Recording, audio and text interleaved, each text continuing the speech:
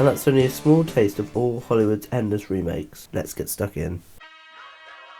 Hi, I'm John, and welcome to my video essay on Requels, which are sequel reboots and how they're killing the creative side of Hollywood. With this topic, I'll be moving through how Hollywood is massacring the creative side of films with requels. I have a really bad feeling about this.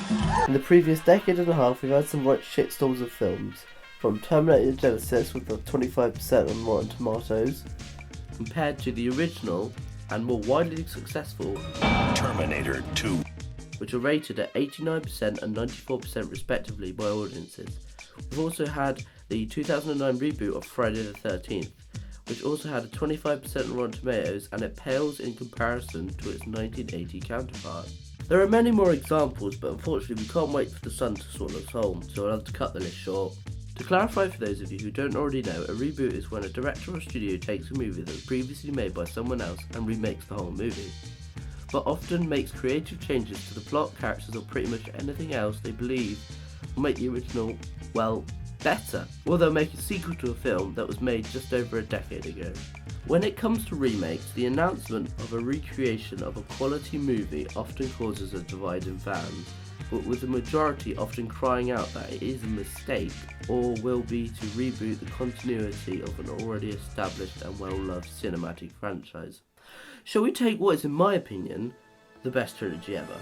Back to the Future. And yes, I am counting Star Wars in that. In an interview, which for the life of me I can't find, Robert Zemeckis said that he and Bob Gale own the rights to Back to the Future. He then further explained that he'd been approached to do a remake of Back to the Future. He'd said, "Over my dead body," and "When I'm dead, I'm sure they'll do it, unless there's a way our estates can stop it." The reputation of remakes are so shit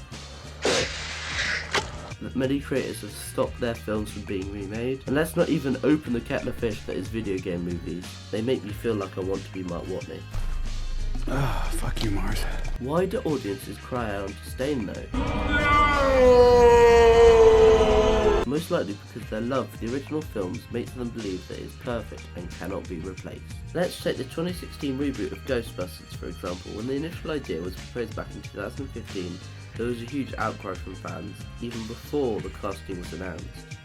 Then we fast forward to the 11th of July 2016, a day that will live in infamy, a day that not even Professor Farnsworth would want to live on this planet anymore. I don't want to live on this planet anymore.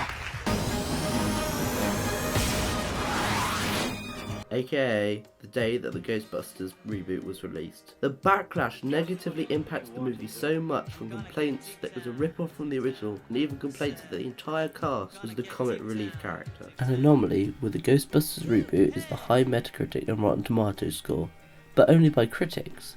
The audience score is much lower. This may be because the critics don't want to be called out as sexist, as when the announcement of an all-female cast was viewed as negative and many people were called out to be sexist. So in my opinion, the audience review score is a lot more truthful.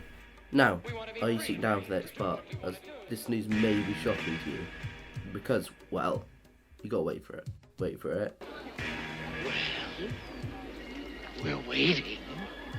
There are some rare examples of good requels, such as Star Wars The Force Awakens. Even though The Force Awakens is a good film, and I like it a lot, it's one of my top 3 Star Wars films in my opinion.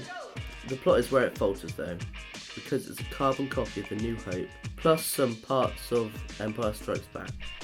A robot carries important information vital to the galaxy's survival across a desert planet. Our heroes chill out in an old cantina. Father and son face each other on a dangerous walkway. Pilot takes out a convenient weak spot in a Death Star-like planet. And I think it's good because of the shitness of the prequels. They were the original requels to Star Wars A New Hope. I think it's because of them that it was seen as good. It angers me so much that Hollywood has so many creative minds with so many creative ideas, that the fact that many screenwriters / directors take the easy route and come up with some lame ass plot that vaguely connects to the original. I'm as mad as hell, and I'm not gonna take this anymore! But, stopping my rage, I do think it's time to finish. So, I'd like to thank you for watching, and for you to have a very good morning, very good afternoon, very good evening, and a very good night to you, good sir. Or madam.